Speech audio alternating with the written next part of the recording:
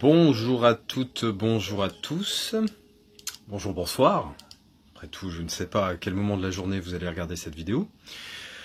Donc, petite vidéo présentation d'achat, hein. Il y aura, alors là on peut pas faire plus large, il y aura du 4K, il y aura du Steelbook, il y aura du Blu-ray, il y aura du CD et il y aura un DVD à la fin. On commence tout de suite avec le 4K. J'ai pas pu m'empêcher que de prendre cette trilogie de Matrix en 4K alors qu'elle était en promotion. Adrien, qui était vigilant, m'a donné l'info. Hein, je m'étais passé sous le nez à un moment parce que j'avais eu de mauvais conseils. Et là, je me suis rattrapé donc à 29 € pour la trilogie Matrix. Pareil, j'avais vu la vidéo de Pepe World et ça m'avait vraiment conforté dans mon avis d'avoir ce coffret. Faut savoir que Matrix le premier, ça a quand même été pour moi une révolution à l'époque. Hein. Je sais que la scène du combat dans le dojo notamment m'avait rendu dingue à l'époque, hein. Autant au niveau de l'image que des effets spéciaux que du son. Et ensuite, même si le deuxième et troisième opus sont un petit peu en dessous du premier, ça reste quand même une sacrée trilogie et très novateur pour l'époque. Donc très content d'avoir cette édition très très jolie de Matrix, la trilogie. Un film que j'adore avec une distribution de fou, donc il y a Kevin Costner dans le rôle d'Elliot Ness, et puis on voit en arrière-plan Sean Connery qui est, je sais plus, irlandais ou écossais, et Andy Garcia qui est un super tireur tout frais sorti d'école.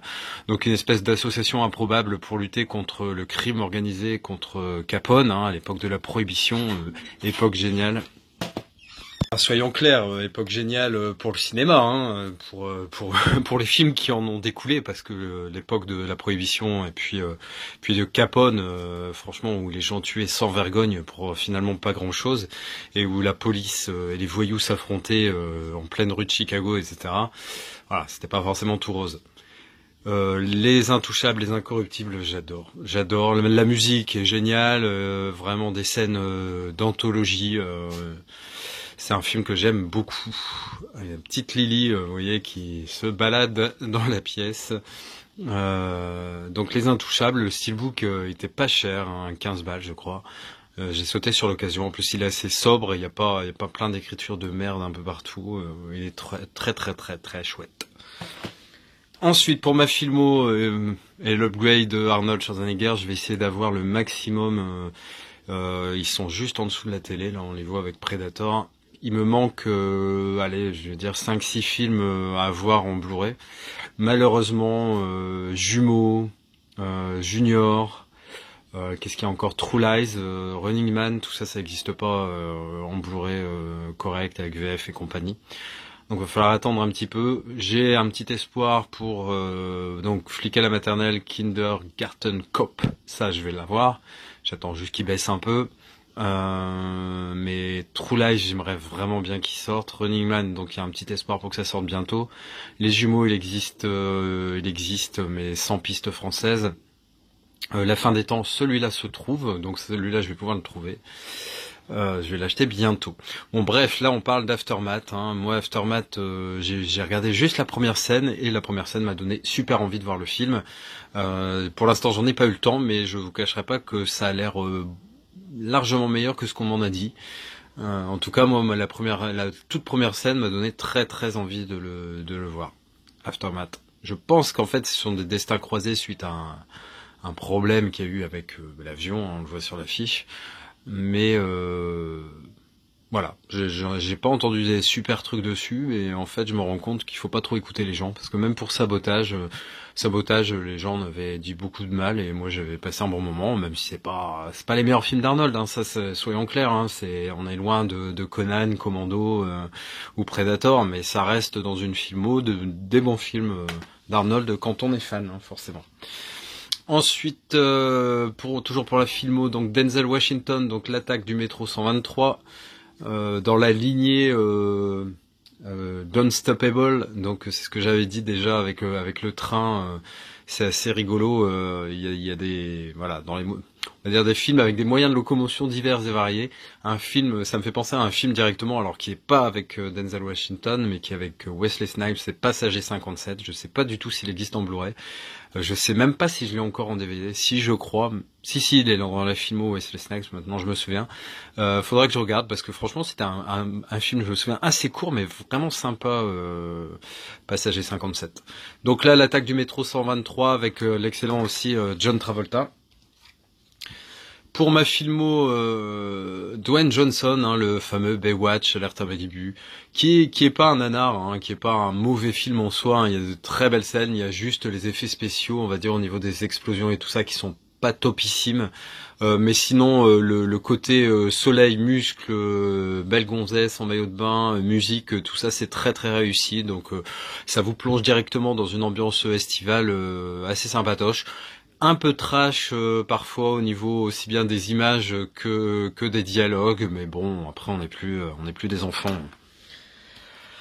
La retour aux sources avec l'excellent Cocoon, film de Ron Howard. Donc je l'ai vu plein de fois à l'époque.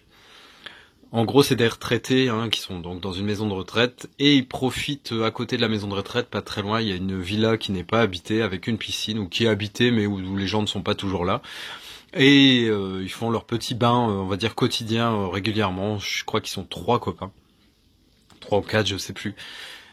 Et là, un jour, au fond de l'eau, ils vont se rendre compte qu'au fond de la piscine, il y a des espèces de gros œufs, un peu en pierre. Ils savent pas trop. Ils vont nager malgré tout et vont se rendre compte que ils vont être en meilleure forme hein, suite à ce bain dans la piscine et avec ces œufs plongés au fond. Et voilà, c'est un peu cette histoire-là. Et d'où viennent ces œufs?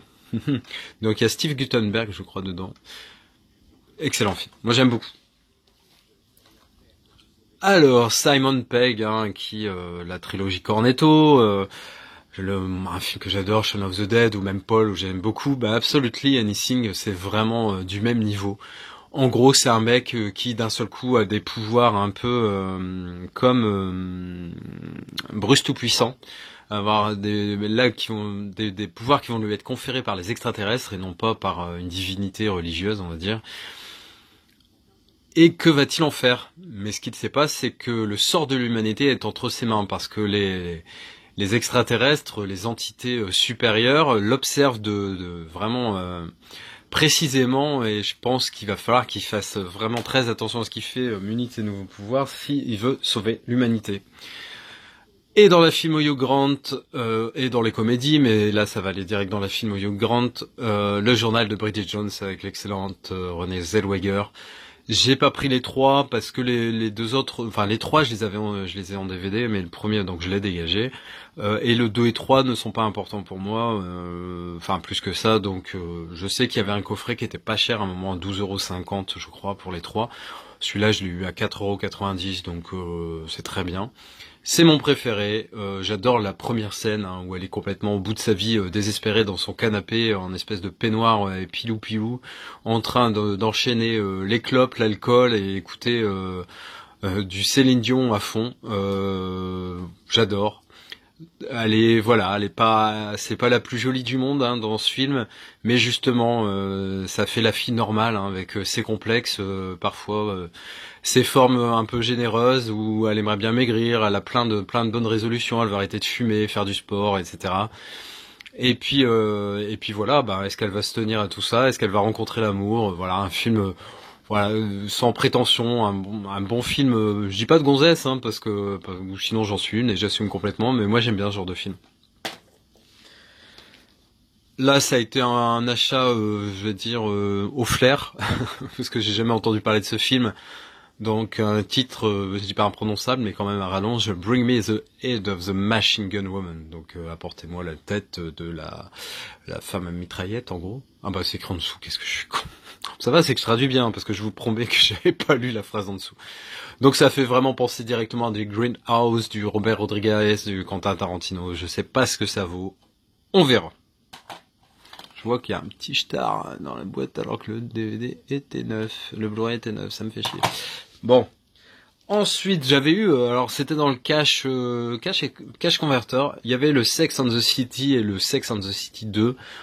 Sous blister toujours à 1,90 € chaque, du coup je les ai pris franchement, je sais que ma femme aime bien les Sex and the City, donc c'est sympatoche je trouve, pour ce prix en plus, pas trop de risques.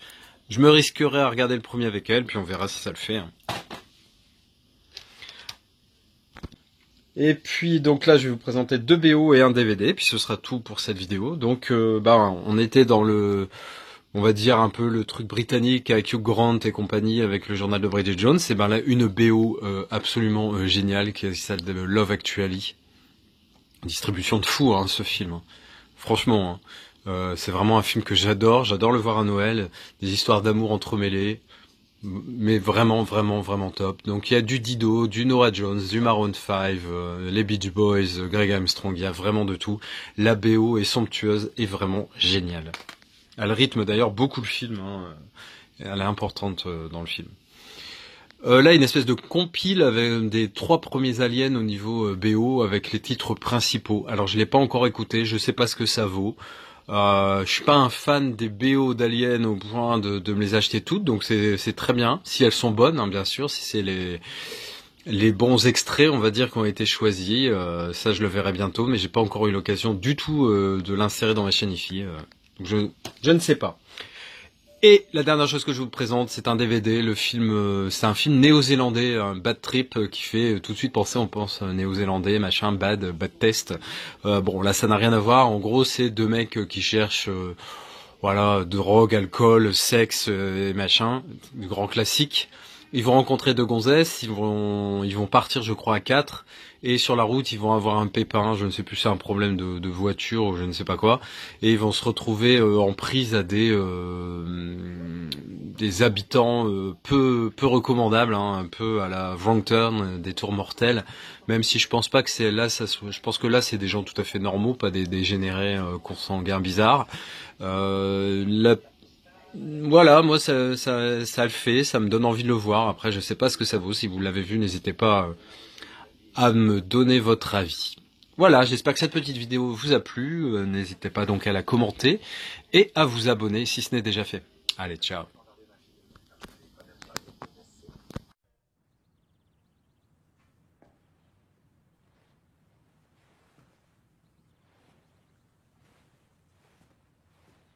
T'es toujours là, toi? C'est fini. Rentre chez toi.